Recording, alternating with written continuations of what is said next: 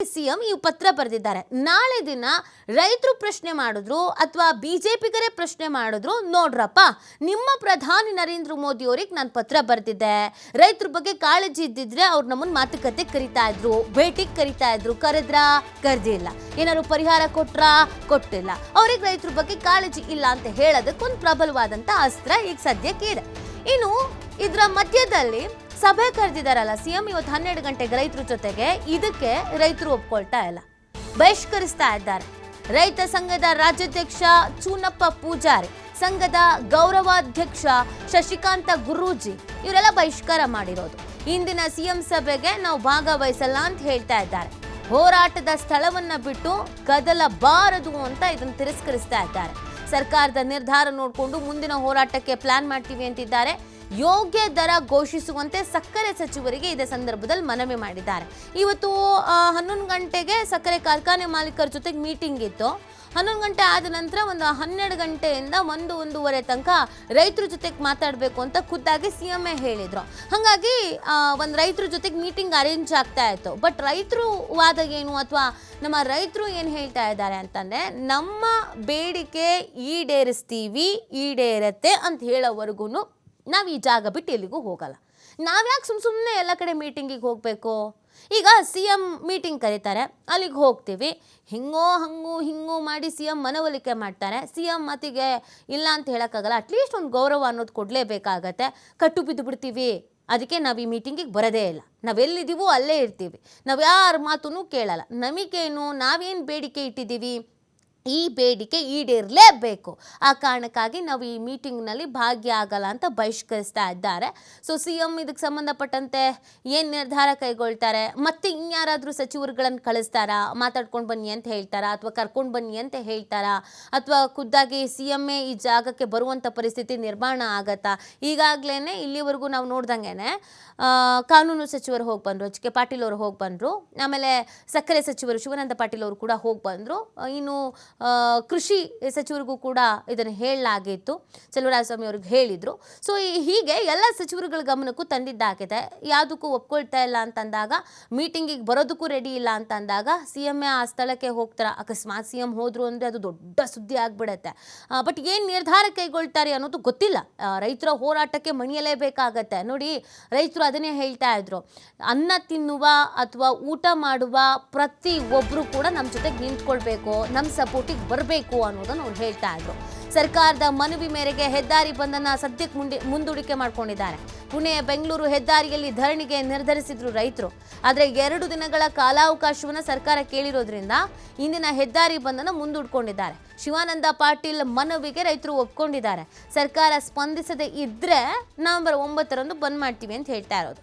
ರಾಷ್ಟ್ರೀಯ ಹೆದ್ದಾರಿ ಬಂದ್ ಮಾಡಲಿರುವ ಕಬ್ಬು ಬೆಳೆಗಾರರು ಸೊ 2 ದಿನ ಅವಕಾಶ ಕೊಡ್ತೀನಿ ಅಂತ ಹೇಳ್ತಾ ಇದ್ದಾರೆ. ರೈತರೇನೆ ನೀವು ಕೇಳ್ಕೊಂಡಿರೋ ನಿಟ್ಟಿನಲ್ಲಿ 2 ದಿನ, ಮತ್ತೆ 9ನೇ ತಾರೀಕು ನಾವೇನು ಮಾಡಬೇಕು ಅಂದ್ಕೊಂಡಿದ್ದೀವಿ ಅದನ್ನೇ ಮಾಡ್ತೀವಿ ಅಂತ ರೈತರು ಹೇಳ್ತಾ ಇರೋದು.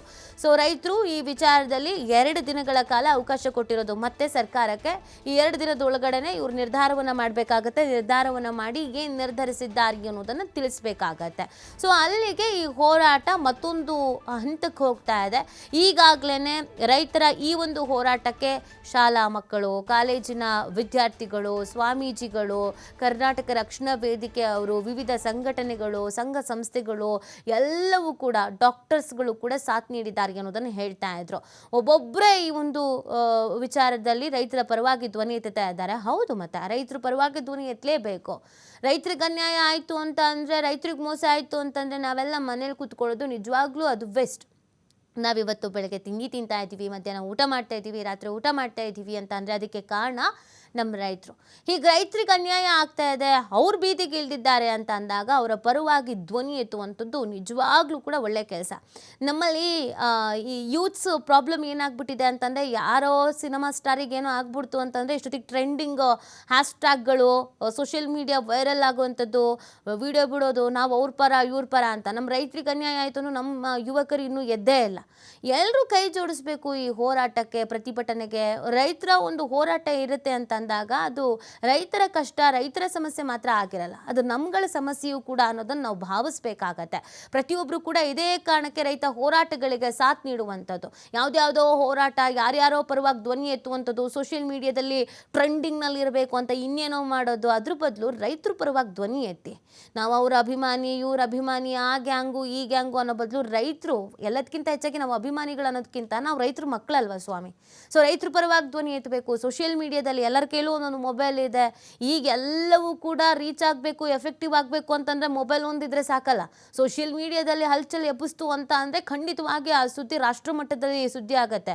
ಎಂತೆಂಥ ಪ್ರಕರಣಗಳು AI ವಿಡಿಯೋ ಮಾಡ್ಕೊಂಡು ವೈರಲ್ ಆದವು, ಸೋಷಿಯಲ್ ಮೀಡಿಯಾದಲ್ಲಿ ಟ್ರೆಂಡಿಂಗಿಗೆ ಬಂದವು. ಯಾರ್ಯಾರೋ ಕಲಾವಿದ ಅಂತ ಅಂದ್ಕೊಂಡು ಇನ್ನೇನೋ ಕೆಲಸ ಮಾಡಿದವ್ರು ಪರವಾಗಿ ಧ್ವನಿ ಎತ್ತಿದ್ರು, ರೈತರ ಪರವಾಗಿ ಯಾಕೆ ಧ್ವನಿ ಎತ್ತಲ್ಲ? ಸೊ ಧ್ವನಿ ಎತ್ತಲೇಬೇಕಾಗತ್ತೆ. ಈ ಸಂದರ್ಭದಲ್ಲಿ ಎಲ್ಲರೂ ಕೂಡ ರೈತರ ಪರವಾಗಿ, ರೈತರು ಬೆನ್ನಿಗೆ ನಿಂತ್ಕೊಳ್ಬೇಕಾಗತ್ತೆ. ಸೊ ಅದನ್ನೇ ರೈತರು ಹೇಳ್ತಾ ಇರೋದು, ನಾವು ಹೋರಾಟ ಮಾಡ್ತಾ ಇದ್ದೀವಿ ಅಂತಂದರೆ ಇದು ನಮಗೆ ಮಾತ್ರ ಸೀಮಿತವಾಗಿದ್ದಲ್ಲ, ರಾಜ್ಯದ ಜನತೆಯು ಕೂಡ ಇದಕ್ಕೆ ಕೈ ಜೋಡಿಸ್ತಾರೆ ಅಂತ ನಾನು ಆಗಲೇ ಹೇಳ್ತಾ ಇದ್ದೆ. ನೋಡ್ತಾ ಇದ್ದ ಹಾಗೇನೆ ರೈತ ಸಂಘಟನೆಗಳಿಗೆ ಹೆಚ್ಚಿನ ಬಲ ಬರ್ತಾ ಇದೆ. 1,00,000ಕ್ಕೂ ಅಧಿಕ ಮಂದಿ ಈ ಒಂದು ಹೋರಾಟದಲ್ಲಿ ಭಾಗಿಯಾಗ್ತಾ ಇದ್ದಾರೆ. ಸೊ ಇಷ್ಟು ಮಟ್ಟಿಗೆ ಎಫೆಕ್ಟಿವ್ ಆಗ್ತಾ ಇದೆ ಅಂತಂದಾಗ ಸರ್ಕಾರಕ್ಕೆ ಇದೊಂದು ಎಚ್ಚರಿಕೆಯ ಗಂಟೆ ಕೂಡ ಹೌದು. ಅವ್ರು ಮಾಡಲಿ ಇವ್ರು ಮಾಡಲಿ ನಮಗೆ ಗೊತ್ತಿಲ್ಲ ಅಂತ ಹೇಳ್ಕೊಂಡು ಕೂರೋ ಬದಲು, ಕಾಲಹರಣ ಮಾಡೋ ಬದಲು ಇದಕ್ಕೊಂದು ಪರಿಹಾರ ಒದಗಿಸಲೇಬೇಕು. ಕಾನೂನಾತ್ಮಕವಾಗಿ ಏನು ಅವಕಾಶ ಇದೆಯೋ, ಅವ್ರ ಲಿಮಿಟ್ಸಲ್ಲಿ ಏನೇನು ಮಾಡಬಹುದು ಅದನ್ನೆಲ್ಲ ಮಾಡೇ ತೀರಬೇಕಾಗತ್ತೆ. ಸೊ ಅದೇ ಬೇಡಿಕೆಯನ್ನು ಈಗ ರೈತರು ಕೂಡ ಇಟ್ಕೊಂಡಿದ್ದಾರೆ. ನೋಡಬೇಕಾಗತ್ತೆ ಈ ವಿಚಾರದಲ್ಲಿ ಸರ್ಕಾರ ಏನು ನಡೆಯನ್ನು ಇಡುತ್ತೆ, ಸಿದ್ದರಾಮಯ್ಯನವರು ಇನ್ನೂ ಏನೇನು ತೀರ್ಮಾನವನ್ನು ಕೈಗೊಳ್ತಾರೆ, ಪ್ರಧಾನಿ ನರೇಂದ್ರ ಮೋದಿ ಅವರು ಈ ಪತ್ರಕ್ಕೆ ಉತ್ತರವನ್ನು ಏನಾದರೂ ಕೊಡ್ತಾರಾ, ಏನು ಎತ್ತ ಅನ್ನೋದನ್ನು ನೋಡಬೇಕಾಗತ್ತೆ.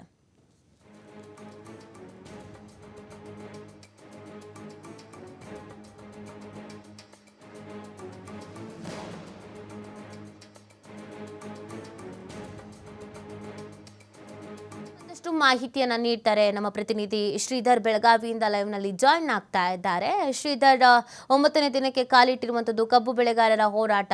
ಒಂದು ಕಡೆಯಲ್ಲಿ ರೈತರು ಪಟ್ಟು ಸಡಿಲಿಸ್ತಾ ಇಲ್ಲ, CM ಜೊತೆ ಮೀಟಿಂಗಿಗೆ ಒಪ್ಕೊಳ್ತಾ ಇಲ್ಲ, 2 ದಿನ ಅಷ್ಟೇ ಗಡುವು, ಇದ್ದಿದ್ದ ಜಾಗದಲ್ಲೇ ಇರ್ತೀವಿ, ಎಲ್ಲೂ ಬರಲ್ಲ ಅಂತ ಇದ್ದಾರೆ. ಇನ್ನೊಂದು ಕಡೆಯಲ್ಲಿ ಸರ್ಕಾರದಿಂದಲೂ ಕೂಡ ಪ್ರಯತ್ನಗಳಂತೂ ಆಗ್ತಾ ಇದೆ. ಹಾಗಾಗಿ ಇಲ್ಲಿ ಯಾರು ಸೋಲ್ತಾರೆ ಯಾರು ಗೆಲ್ತಾರೆ ಅನ್ನೋದಕ್ಕಿಂತ ರೈತರ ಹೋರಾಟ ಯಾವ ರೀತಿಯಾಗಿ ಮತ್ತಷ್ಟು ಬಲ ಬರ್ತಾ ಇದೆ ಅಂತ.